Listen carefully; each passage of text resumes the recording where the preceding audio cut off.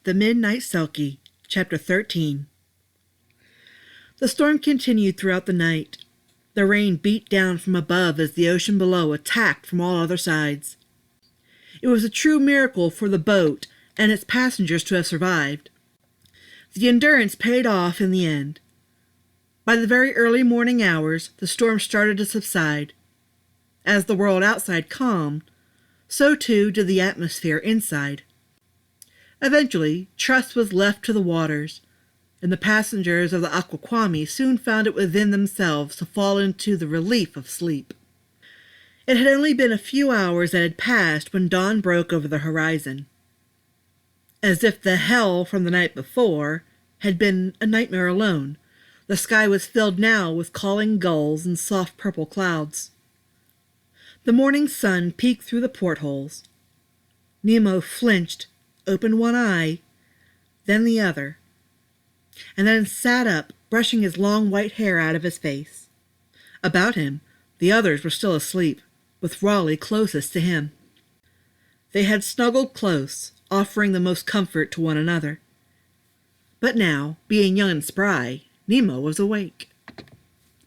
He shot up and darted to the porthole, peering out into the untamed, sparkling beauty. Oh, how he missed this beautiful world atop Kingdom under waves, this beautiful wilderness before him. "We made it!" he cheered, making the others groan. "The morning is lovely! The Sea King blesses us, and he wishes us well. Wake up! Come and see! He smiles! See the rainbow fly across the sky!" "Nemo!" Lazuli groaned. "Hush! I ache all over." "We all ache all over," Phoebus chimed in with a tone of grogginess. "We worked very hard last night." "This is a strong boat," Nemo beamed.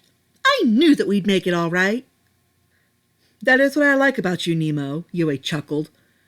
He let out a tired yawn and stretched. "You are filled with enthusiasm, and you have a real zest and zeal for life." Kiana was the next to wake. She had always been an early riser, after all. She was silent as she got up and headed for the galley. Nemo smiled brightly and rushed after her, skipping over bodies that were taking too long to wake. "Good morning, ma'am. Can I help you with something? I like to help others." Kiana couldn't help but give him a warm smile and patted his head. "Good morning, Nemo. I'm going to make some breakfast. Are you hungry?" "Kelp pancakes and seagull eggs?" he asked. She let out a soft giggle. He was so awfully cute. "I'm afraid not. I can make banana pancakes and regular eggs if you would like." "Banana?" he repeated carefully. "I've never heard of those, but I'll try it. You're a mommy. Mommies always know what's good." This made Kiana's cheeks turn a deep pink. He was so pleasant and flattering. She was sure that, wherever his mother was, she would be awfully proud of such a fine and polite little boy. As with most mornings, Kiana felt a song in her heart. As with most mornings, she let it lift from her body. Snow White had nothing on Kiana's stalk. But on that morning, she had another voice to lift along with hers. Nemo, like Kiana, always had a song in his heart. In some ways, they were a lot alike. This pleased them both just fine. Raleigh awoke to the smell of breakfast and the sound of gold and silver wrapped together in the perfection of harmony from the galley. By now the other Selkies were awake, as was Malcolm, slumped on the couch in a grumpy manner. Raleigh peeked into the galley, smiling at the happy scene before him. It was nice to see his mother smile genuinely again after such a hard time. "I'm glad you're in a better mood today, Mom." "Oh, Raleigh!" she gasped, startled by him. She hadn't heard him come in. "Are you all right?" "I'll be okay. I'm still alive and dry. At least there's that. The water is much calmer now, but I'll sure be glad when we reach the Amphitrite." "I just hope we can find it," Nemo chimed in. "Honey," Kiana said sweetly, "go up and see if the Admiral and your grandfather would like a little break." "Who will drive the boat?" he asked. It's really easy. I'll be up later to take over. But I have some things down here to tend to. I'll help, Nemo volunteered with grand excitement. He raised his hand to emphasize his statement. Raleigh and Kiana couldn't help but giggle. Okay, Nemo, Raleigh replied. If you're psyched, then I'll get psyched too. Oh, and Raleigh, Kiana called. Those poor Selkies must be very uncomfortable in those clothes after being on the deck last night. Get them some beach towels to cover themselves, and I'll wash their clothes. Tell the same to Nye and your grandpa. Okay, Mom. I'll do that. Upstairs, Captain Jim hung slumped over the wheel. Nearby, Admiral Nye Porter sat, half asleep against the wall. They, unlike the others, had been awake all night to continue to pilot the boat. But they were tired now, and unsure how much longer they could go on. The first to enter was a bouncy and energetic Nemo. His loud appearance was enough to bring the men to an alert state. It seemed the young Selkie was not only the embodiment of cheer and sunshine, but of caffeine as well. Raleigh was a more subdued individual upon entering. Mama's making breakfast. She said she'd wash your clothes, too. Good boy, Captain Jim smiled. Sounds like a good deal to me. Come over here, boy. Your grandpa's going to show you a thing or three about driving a boat. I was afraid of that, Raleigh replied nervously. Don't sweat it, Nye smirked. The hard part's over. It's calm seas for now. Easy riding. I've never been out this far before. Then use the compass, boy, the Admiral chuckled. Won't steer you wrong. But I don't know where I'm going. A compass is no good if you don't know where you're going. What if I send us off course? We're already off course. That storm whooped our butts pretty good. But I think we can still make it before we're stranded completely at sea. The Amphitrite has a lot of reserves, so the Aquaquami will be able to refuel. Don't worry so much. It's nothing to fret over. Nemo turned around and gave Raleigh a big hug. I'll help you, Brother Raleigh. I know these waters pretty good. We've fed out here before. Piece of cake, Nye laughed as he got up. Tutor him up, Morris. Let us get some grub and sleep. We've got a long ways to go to get back to where we need to be. You'll be fine. He messed Raleigh's hair before plopping his hat on him. Have a good time, Captain Raleigh Stock. He then placed a hand on Nemo's shoulder. Guide him well, First Mate Nemo. Aye, aye, Admiral. Nemo laughed with a goofy salute. Raleigh had to smile. He was rather proud of himself, even though he hadn't really done anything. Captain Jim lured him over and let him take the wheel. Take hold and keep going northwest. That's all there is to it. Really? That's it? That's all there is to it? Wow. It's like the boat can drive itself. Kinda. Just keep this course. Your mother will leave you later. Think you can handle it till then? We can do it, Nemo answered for him. This'll be fun. Captain Jim gave him a confident nod. He then followed Admiral Nye Porter downstairs. Raleigh took deep breaths, getting comfortable with the idea of having the whole boat in his hands. Who would have believed in such a short amount of time he'd be in this position? He was nervous, but if Nemo believed in him, if his grandfather and Admiral Nye Porter believed in him, then he'd have to believe in himself. Kiana pulled the clothes from the washer. The Aquaquami was a houseboat before a tour boat, and it retained many domestic luxuries. Into the dryer they went as she hummed a purely improvised tune. After completing this chore, she rejoined the others. Her gaze fell on her husband, and she had to frown. He looked absolutely miserable and furious.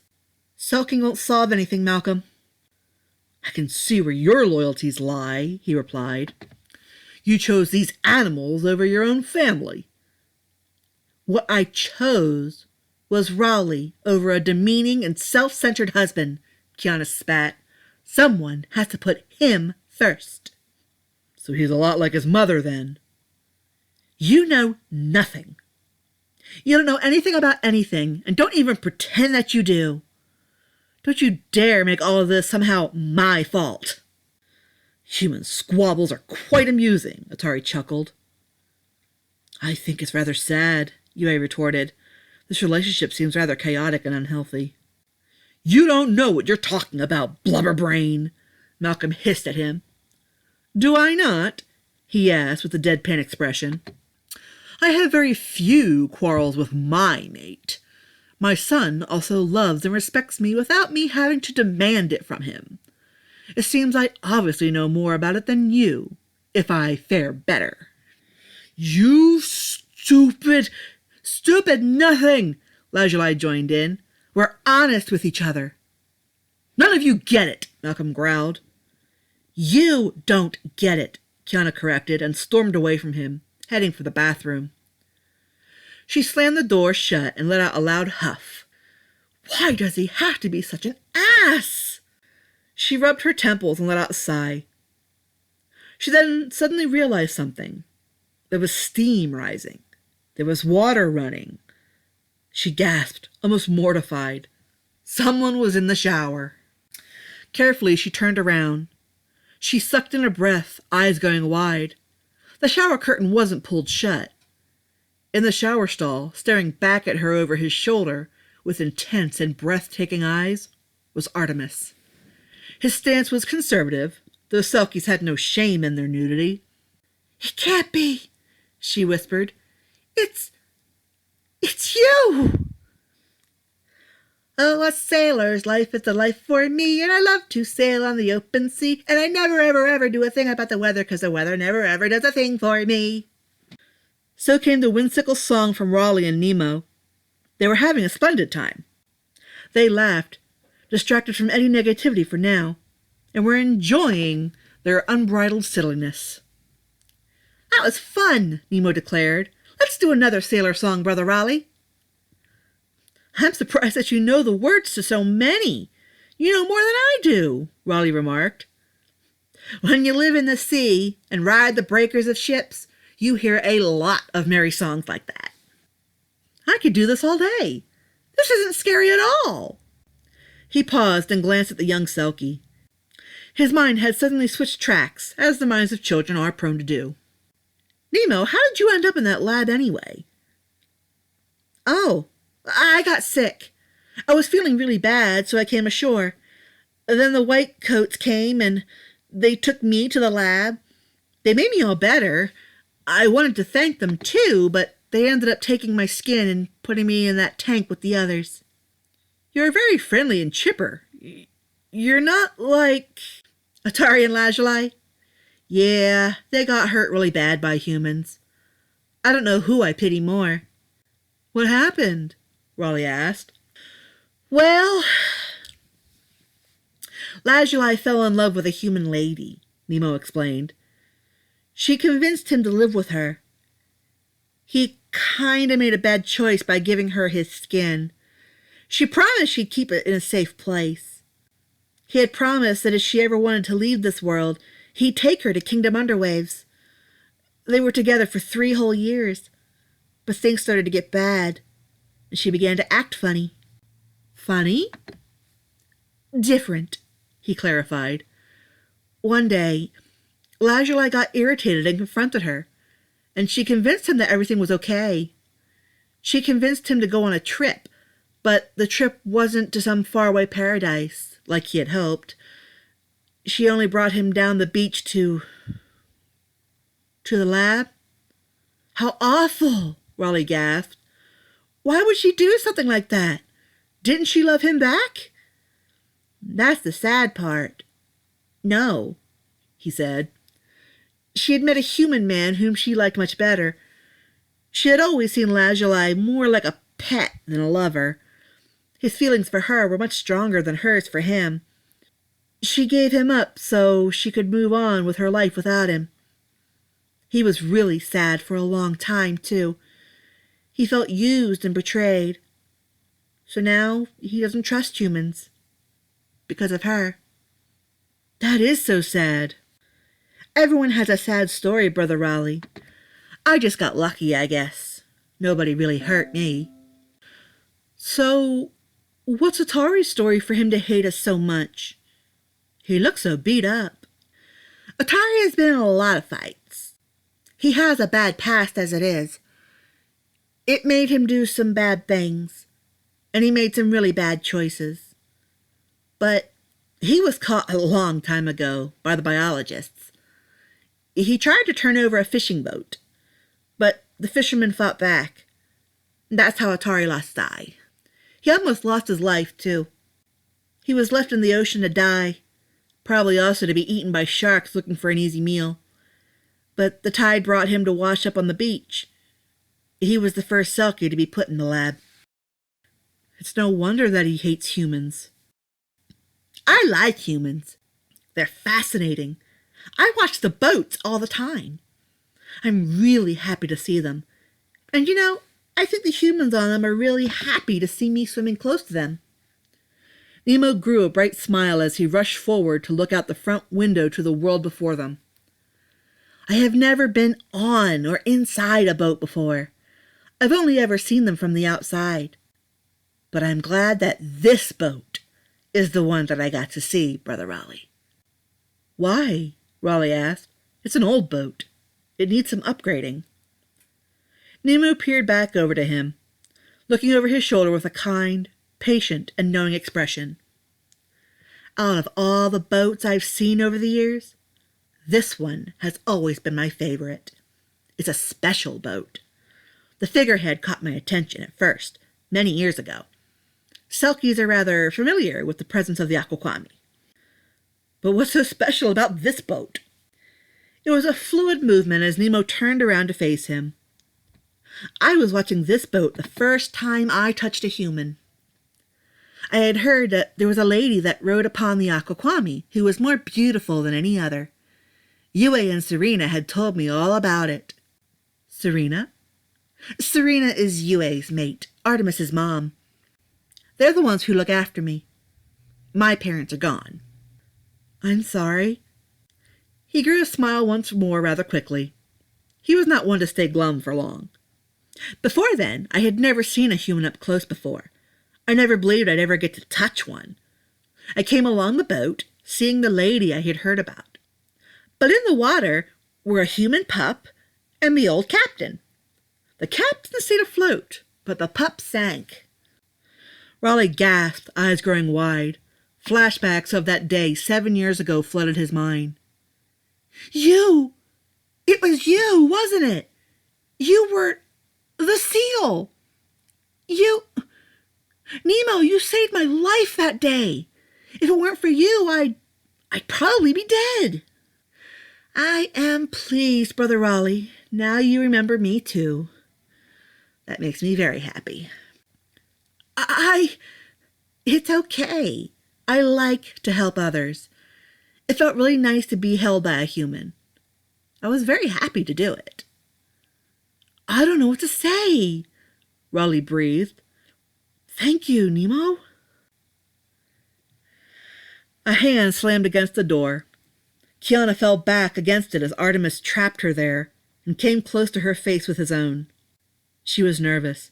It had been a long time since she had seen him. Do my eyes deceive me, ma'am? Artemis asked in a breathy and almost frantic manner. It is you, isn't it?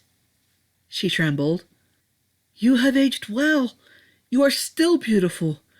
How is it that we were so close, and yet we've missed our moment again and again? My thoughts have always returned to you. Kiana, she whispered, generously offering him her name. Kiana, he repeated. Ah, it is such a sweet melody on my lips. Tears started to well up in her eyes. She reached up and stroked his pale cheek and white hair. I never knew just what happened to you. You just never came back for me. Even after all of it, I didn't even know your name. How cheap does that make me? Don't say such a thing, fair maiden. I may be fair in your eyes, but I'm no maiden, she frowned. You are more precious than pearls, Kiana. Who are you? I am Artemis. Artemis, she smiled. She cried as she threw herself into his arms. She couldn't find words to speak further. It didn't offend him in the least. He was pleased to simply and finally have her in his arms again. After all these years, we are together again. I have waited for this day a long time. The Sea King has blessed me, and he has relieved me now of my sorrows. It's not the same, she sobbed into his chest. I am not the same person that you left behind. You are still precious to me. Perhaps now we can make it right, he soothed. She suddenly pushed him away and fled from him and the bathroom. It's not the same! He frowned, unable to reach or call for her. Had she just rejected him? The sun drifted behind clouds once more. It was drawing near the time to start the descent beneath the horizon again, as it had done since time began.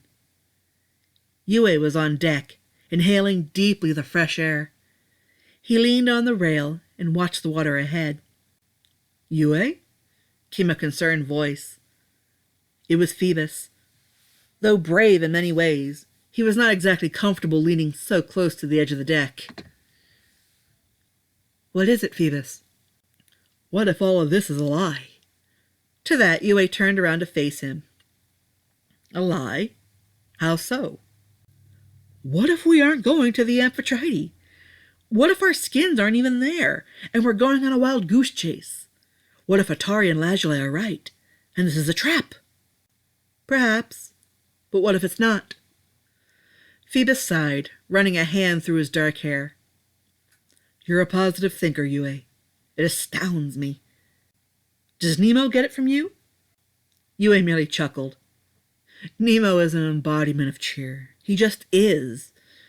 He may just grow up to be a wise leader one day. But I would expect no less from a descendant of the legendary Nautilus. If it were not for Nemo's very existence, I would think Nautilus was only a legend, Phoebus replied. I was born on Merrill Rock, Phoebus. The group had been settled there for about 200 years. I saw Nautilus myself with my own 2 eyes. I can barely remember him, but all those memories were good. He was an amazing individual. He just didn't return one day. However, my mother had told me the sad news that he was dead, killed by sharks. He let out a sigh. When Nemo lost his parents, I was the first in line to take him. Having him near me, it sometimes feels like I'm with Nautilus again. I wish he was able to have seen his grandson, if only just once. He'd have been so proud. 200 years?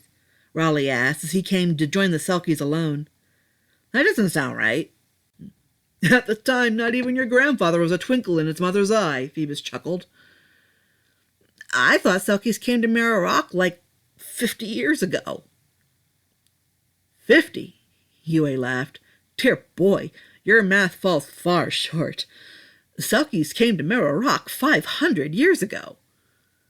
And as you humans say, you can take that to the bank. Raleigh crossed his arms. Don't! I knew the Admiral was pulling my leg. Sailors and their yarns. Impossible. Yue coaxed the boy closer. Don't worry about it. We're here now, and that is all that matters. Raleigh simply smiled. He stretched and leaned forward on the rail, as did Yue once again. He sucked in a deep breath, and then he let out a long, loud exhale. It's so pretty out here. It can get even better, Yue replied, pointing off to the right. Look over there, to our starboard side. You will see something amazing. Raleigh did so, squinting in hopes of seeing better. It was unnecessary, for he could see clearly once it came to the surface.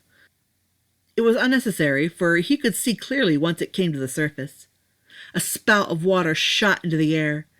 Leaping into the sky was a humpback whale. It let out a melodious and long song.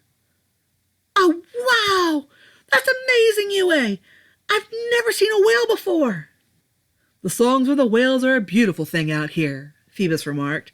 "It brings a sense of comfort in such a vast expanse." "It's just—" Raleigh stopped short and let out a laugh. This brought rather curious looks to land on him from both Phoebus and Yue. "Isn't it kind of funny? Not long ago I was terrified of small pools. Now look at me. I'm riding on a boat in the middle of the sea, the place I feared the most." "That's no small feat," Yue remarked. "We were all like that, yet we braved last night and today with amazing grace. Perhaps this was a new dawn for us all, Brother Raleigh." He nodded. "You know, Artemis is really lucky to have a dad like you, Yue. I only wish I was so lucky. You are everything that my dad is not." "Do not fault him, Brother Raleigh. Fathers are different. Some are good, some are bad, and some are mediocre. You don't have to like him. You don't even have to love him. He doesn't even deserve my respect." "I disagree. You should respect him." "Are you nutty, Yue?" Phoebus huffed. "That man is a complete and total jerk. He almost rivals Atari." "That is true, but all fathers deserve some respect. After all, if not for him," he turned to gaze back to Raleigh, "you wouldn't be here. That would be very sad, for then we would not have met." Raleigh stared at him a moment. He then, without warning, rushed towards him in a burst. Perhaps Yue was expecting this sort of reaction, for he turned in sync and embraced the boy tenderly. He said nothing more on the matter. There was no need. Yue had a flair for knowing what to say and when, if at all. Perhaps that was what drew others to him. "That seahorse looks sick," Nemo laughed. It was after dark by the time he joined Yue, Raleigh, and Phoebus on deck. "We must use what we have to get what we want, Nemo," Yue laughed. "It suffices." "Yue likes using big words," the little Selkie whispered loudly as he cupped one side of his face, as if he was preventing others from hearing. But by his volume it was obvious he had no real intention of keeping his thoughts a secret. It was a rather amusing little antic. "Did you ask him yet?" No," Raleigh replied with a blush. "It didn't seem appropriate." Yue looked at them both rather curiously. "What is on your mind, Brother Raleigh? One who asks a question is a fool for only 5 minutes. One who never asks is a fool forever." "What is with seaside residents and Aesop?" Raleigh groaned. "I just don't get it." "Brother Raleigh wanted to know how we all got caught," Nemo announced. "I told him about Atari and Lazuli, and I told him about me, too. But I thought you might want to tell him yourself how you got caught." "Betrayal!" came the loud answer from Lazuli. "Betrayal?" Yue chuckled. "I don't see it that way." "Where's Atari?" Phoebus chimed in. Lazuli thumbed behind him, indicating that he was in the cabin. "He's still inside. He's sulking. This whole thing is making him miserable. He's brooding, and that can't be safe. I have a feeling that it's only a matter of time before he finds more trouble to get into. Hard to believe he became our leader." "He wouldn't be Atari if he wasn't brooding negatively about something," Yue replied with a sigh.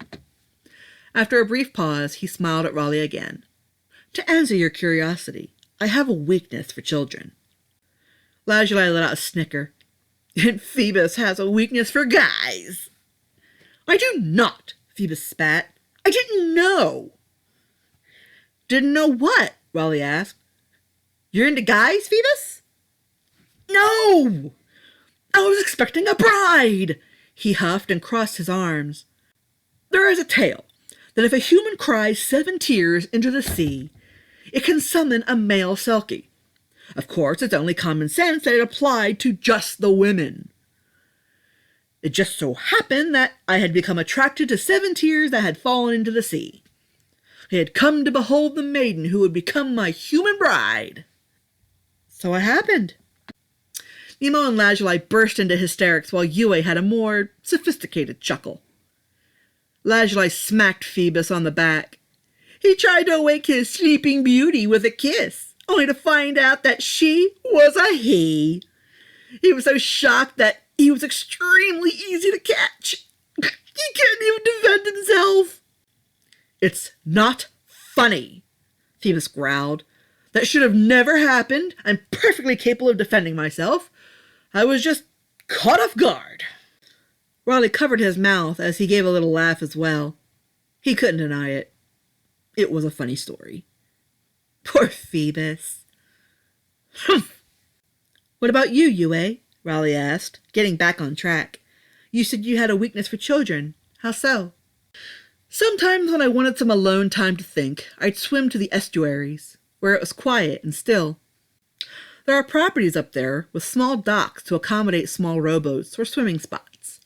At one such location, I had been watching a little girl play at the edge of the dock. One evening, she dropped a toy boat into the water. When she leaned down to retrieve it, she toppled in. It's déjà vu all over again, the boy sighed. I swam over and brought her back to the dock safely. I even returned the boat. She was a sweet child, and I quickly befriended her. Of course, she wanted to tell her parents about her new friend. As you can imagine, they didn't believe her. Who ever heard of talking seals, right? But let's just say, to make a long story short, they found out that she was indeed truthful, and not creating an imaginary friend. Perhaps it was my own fault for not escaping when I had the chance. But I'm not bitter at all about the experience. I found my son after searching for him for so long, and that pleased me. He was alive and generally unharmed. It brought a long-awaited relief. Now, I think about returning home with him, and it makes me smile. It will please my mate Serena. She will have me back again, and she can have her son back in one piece. We have missed him for so long. I can only imagine how devastated she was when I too did not return. It will also please me to see my sister. I have not seen her in a long time. Sister! Raleigh gasped suddenly. Oh, you mean Luna, right? When the Admiral took me to Merrow Rock, we saw her. She was taking care of a baby called Pearl. Yue looked a little surprised at first, but then he smiled softly again. A baby? That is wonderful news to return to. Yay, you're an uncle, Yue! Nemo cheered. Raleigh smiled, and he turned back to Phoebus. He seemed to calm down during Yue's story. He didn't seem like the type to stay angry for too long, which was a good thing, despite his strong appearance. He had a different air about him than Atari. Phoebus, your eye. Did you lose it when you got caught, like Atari did? Huh? He replied, reaching for his patch. Oh, no.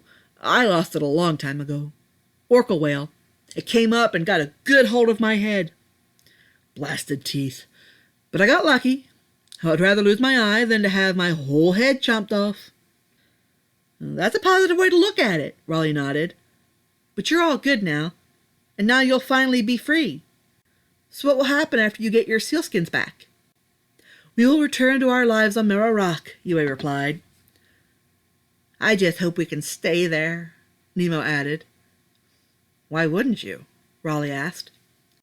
For as long as I can remember, Lajlai stated, it's been rumored that the whole group would abandon Merrow Rock and return to the land of our ancestors, Scotland.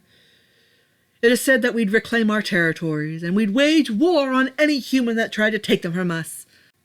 We can lose our tempers like anyone, but Selkies generally don't fight humans like that. Yue's expression darkened a little. He obviously did not care for this topic. His only response in the matter was, that has been a rumor ever since I was a boy. I would hope there would continue to be no substance behind it.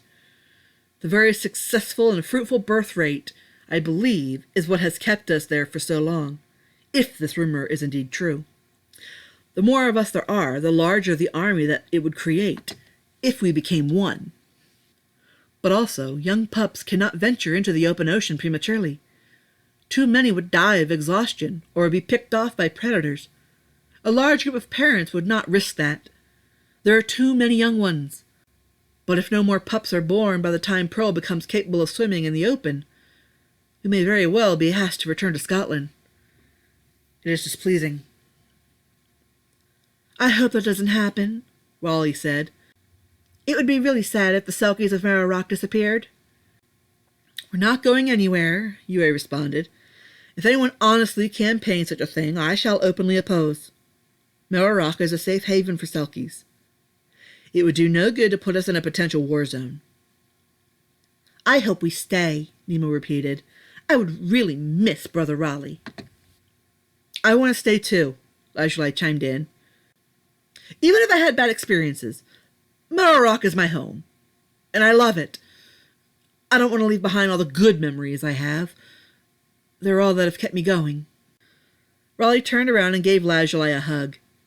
It surprised the Selkie, who tensed. It had been years since a human had showed him any affection. Being touched by a human was very unusual, and it understandably made him a little uncomfortable. He placed his hand on Raleigh's shoulder, slowly finding a little ease. This boy wanted the best for them. He did not want to harm them. It's okay, Lazuli. I don't think Admiral Knight Porter would let anything happen, if you could help it. I'll help too if I can. I appreciate it, Brother Raleigh. If not for the boat lights, the night would be a thick and heavy blackness. The breakers from behind the boat reflected, becoming only barely visible in contrast to nothingness reflected from the rest of the water. Kiana sighed as she leaned on the stern. She wiped her face and tried to gather her thoughts. Was this a blessing? Was God taunting her? Was the devil tempting her? What was it? If anything, she knew her feelings had never changed. They had been pushed to the recesses of her mind, but they hadn't changed. She was drowning now in a flood of memories long since locked away. She was forced to face them now, and it put a knot in her stomach. Those memories, they hurt.